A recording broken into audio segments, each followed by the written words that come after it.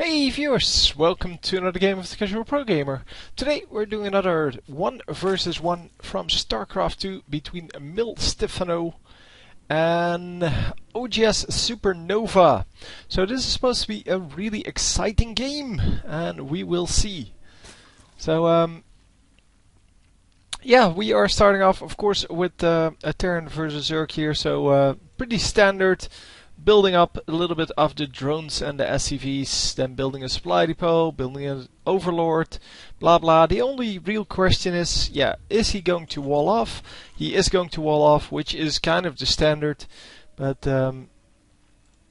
yeah, you can expect strange, exciting plays when people do strange things, but this is just the normal things. So yeah, getting the barracks over here now, and yeah, he's going to run his SCV all the way back, but now he will have to run one out again unless he's doing something really crazy. Hang on, did I miss something? Because he is building up minerals. That is strange. So yeah, this is a 4-player map, so they are pretty far apart. We see a fast expansion from the Zerg, but yeah, that can happen at any point. So no defense at all yet for our Terran player. He is just going straight into an expansion. There's also no spawning pool out for the Zerg, so yeah, that's a little more standard, but it's still not like the strongest strategy ever, because, well, it is pretty risky. But with a 4-player map and with the advantage of being able to send out scouting overlords instead of well, just being completely blind, he can actually well, do that a little bit easier. The barracks is going to come up, well, in time. It would have been a different story if his opponent was over here or over here. No, that would be over here. So if his opponent was over here, it would have been a different story, because then the scout would have come in really early, would have seen that, or would have been able to see that there was no barracks coming up, and that of course would have been, well, kind of useful to know for the Zerg player. Yeah, Zergs can just fast expand whenever they want, basically, because they can build up a complete army in no time flat. Because they can use, especially once they have a queen, they can use all of their drones, which is a considerable amount, to turn into an army, well, in a few seconds. I don't know how long. Oh, we don't have any. Oh, so annoying. These guys are too efficient. Yeah, well, we'll see when the first Zerglings come out. Oh, there's one. There's one. So 24 seconds, you can make a whole Zergling army if you want to, and yeah, of course that is pretty quick. 24 seconds. That's yeah. If you just have an advanced scout, you can basically just build an army before the enemies are there, and that's what most Zerg players use to defend themselves, or to kind of get ahead in the game. Because by getting that army at the last possible moment, you get the maximum amount of efficiency out of that. And yeah, we see some creep tumors going down. We see an additional queen here and an additional queen here. So 2 additional queens basically for making those creep tumors, which means that he will be able to well, to get across the map pretty quickly. On the other side, we have some Marines coming in, and yeah, he built one of each: 1 barracks, 1 factory, 1 starport, which means he can go into pretty much anything. So this was called the Destiny Cloudfist build by Husky, and oh, we have a little bit of lag going on here. But yeah, one of the creep tumors gets taken out, the other one is still alive. There are 2 more over here, so the creep will still spread. So the queen's getting tagged up quite heavily here, and they will have to fall back, probably trade places with their brethren. No, he's going to just sit here and wait for them to come back. The Marines, however, are going to fall back. There's a Hellion over here who almost died, while 22 health remaining, so I guess he can take a few shots still. And yeah, the Marines are going to just kind of take care of their base now. Overlord goes down, and it doesn't put the Zerg player in the minus. And the Terran player there got supply blocked for a few seconds, and is now fine again, but yeah, you could see that his money was kind of stockpiling, and that is not what you want. So yeah, after this tank he will need to yeah, he did make sure that he built some extra supply depots. And yeah, a couple of Zerglings running around here. They probably killed off that that lonely Hellion that was there. So yeah, we have a big force coming in, but taking a kind of strange route. Yeah, he did spot the creep tumors over here, and they are, oh, here's that yeah, 22 health thing, Hellion, and that is going to join up with the rest of the army. Oh, no, no, no, it's not. It's not going to join up at all. So Banelings coming out. You can follow in the top left what's happening. So a couple of yeah, upgrades coming out.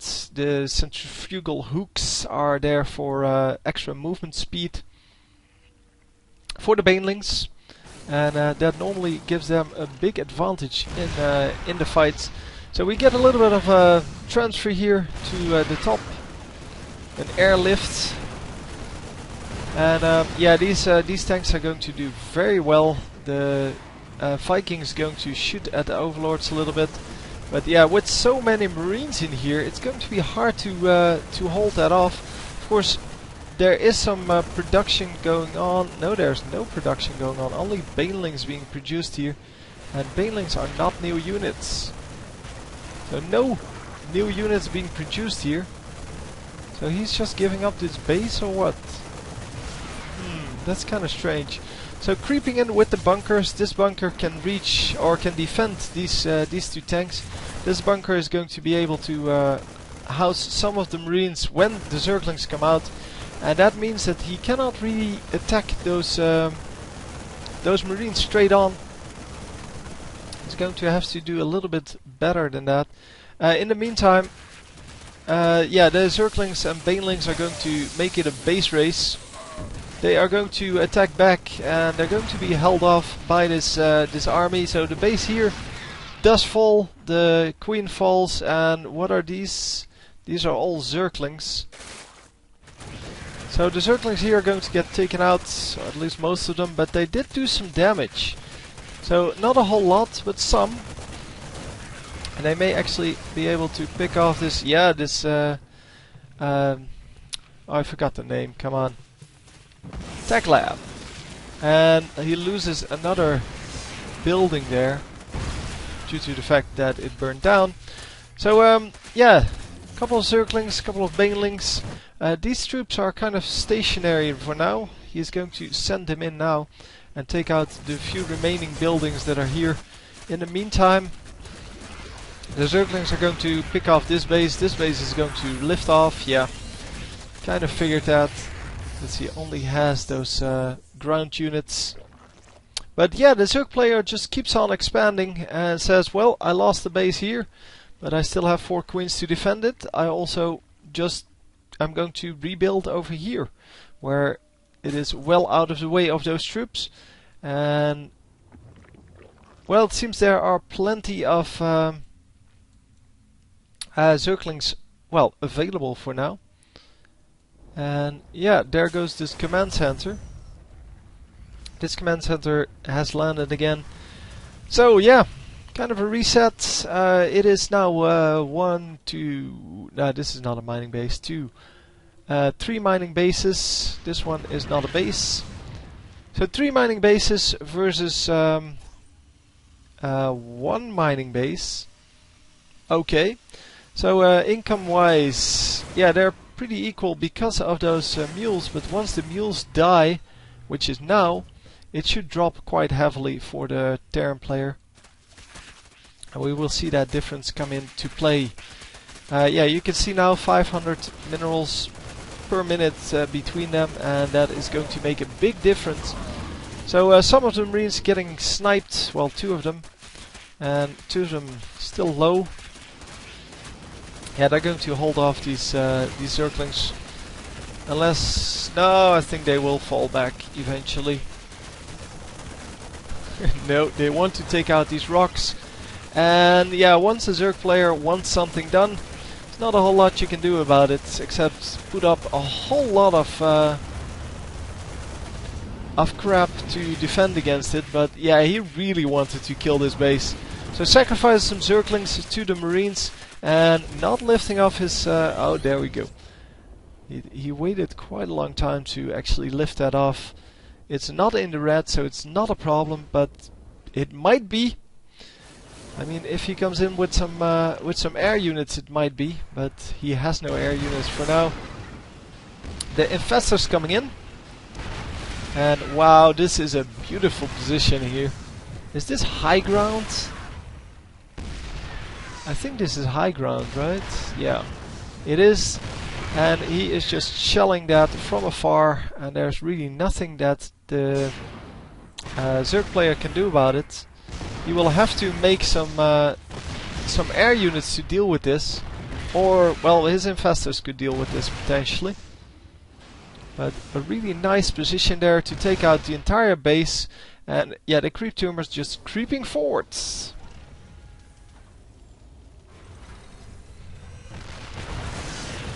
So yeah, these tanks are taking out a whole crap ton of everything. As you can see, 16 kills, 15 kills, and then we have some Marines that also have 5 kills, 3 kills, 7 kills, 2 kills. So yeah, lots of kills there. Probably because he didn't realize what was going on. And yeah, what are we going to see now coming out from the Zerg player? So yeah, scan going down, so the banelings have to run out. The banelings are going to be very good against these guys, but if they get spotted, these tanks will take them out. And the tanks are really good at taking out Zerglings and banelings and such. So yeah, he just realized that there's probably some air unit incoming. And wow, even gets to take out some of the creep tumors with his missile turret there. But yeah, there will be air units incoming. Actually, no, Ultralisk incoming. Okay. Yeah, really doesn't have anything except for this Overseer in the air, and of course some Overlords, but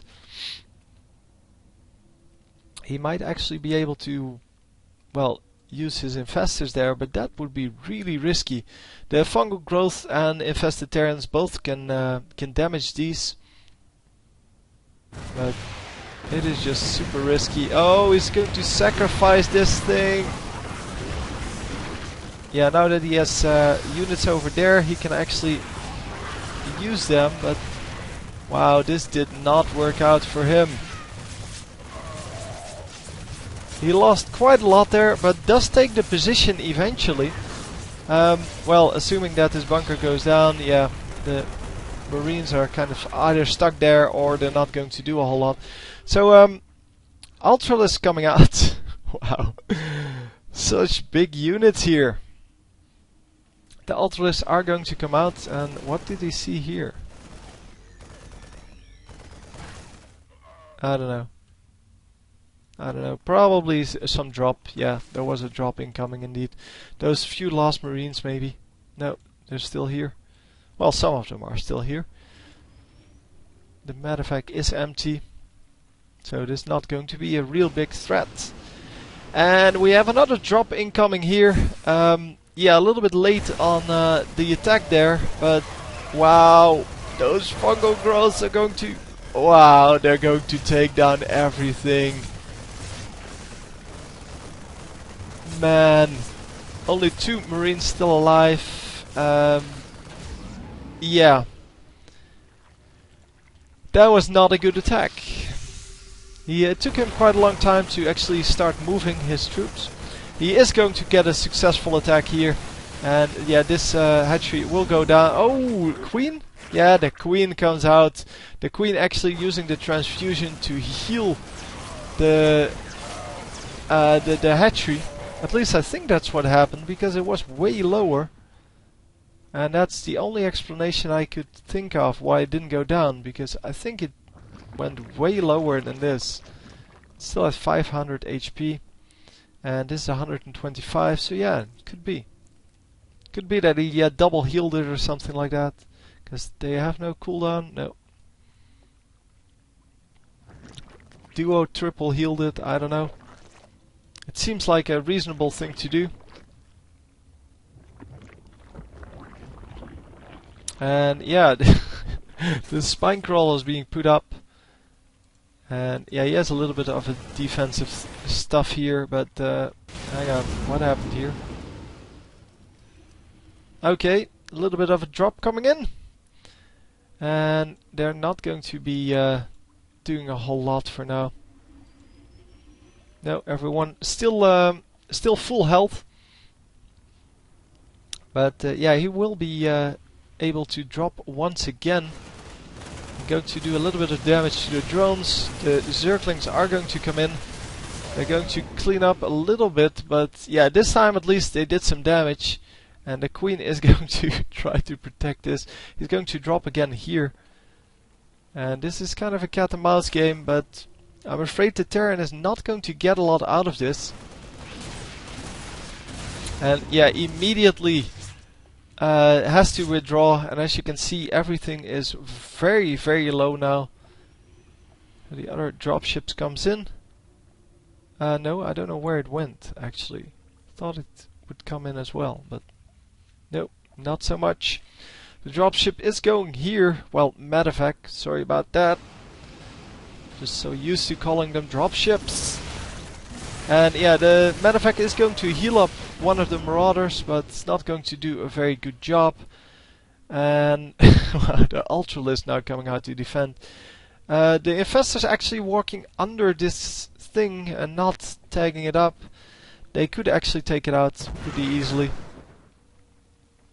Another medevac getting taken out over there. Oh, we have another drop coming in. It gets taken out, I'm assuming. Yeah, well. It does not matter. So yeah, these the units have been stranded there for quite a long time. And let's see here. The workers killed 36 to 17. So actually a lot more SCVs dying than drones because of that earlier engage I have to feel. As well as these kind of pokes. I mean, it may not be super effective, but it is going to do quite a lot of damage. And why are they trying to run out? Why not just do some more damage? But anyway. Broodlords! The Broodlords are going to do some damage to this. Finally clean this up. And yeah, the Broodlords are of course one of the main units. Well, no, one of the most expensive units in the Zerg arsenal. I shouldn't call them the main units because they're hardly ever used. And they are normally not that effective. They could be very effective if they get protected correctly, but most of the time they're not defended correctly, and yeah, they get taken out quite easily because everything that can shoot air will shoot them down pretty easily. They are really strong though if you can defend them, and that's exactly what he's trying to do here. But yeah, nothing to deal with these Vikings. The Vikings are getting taken down. Oh, by the infested Terrans. The infested Terrans, the ultimate solution. They can shoot everything, and the Viking even dying to the Corruptor. So yeah, the Broodlords are still alive, and only one of them got tagged up a little bit. But he feels that they're no longer needed here. They can just do a little bit of support from the back. But the main damage is done by these Ultralists. which are more expensive but also can take way more damage and are not nearly as scary to lose, because you normally get a good trade out of them. The Brute Lords, on the other hand, you normally don't get a good trade out of them, and that's exactly what we're going to see here. He didn't withdraw them, he just waited with them, and no infested Terrans to help out this time. Okay, 2 of them out there now, but and there you go. So only 2 Brute Lords left, and wow. Okay, I did not see that he had such a low army count, but apparently he threw everything at that last attack. I kind of assumed he would rebuild, but yeah, because I wasn't paying attention, I should have noticed that this base was completely gone now. And I tend to forget to look at those things. But this base completely mined out. This base was already mined out. And this base isn't mining yet. So he needed to transfer this all the way to the bottom here, with no troops to back it up. And yeah, we saw earlier that this Zerg player just has a crap ton of mining going on. This base, of course, mined out. But this one's still mining, this one's mining, this one is going to mine, this one is going to mine. So that would be 4 bases or so against 1. And of course a big army still, as you can see, for our Zerg player. So all in all, yes, he did take it. I just didn't pay attention to the amount of resources they took in. But yeah, the income, as you can see, was higher for the Zerg player when I looked at it last time. And now it definitely is a lot higher. And let's see this. 73 workers killed versus 19. The units killed pretty much equal, but killing Zerglings not nearly as impressive as killing Marauders and tanks and Marines even. So yeah, all in all, very interesting game. Hope you enjoyed, and I will see you next time. GG.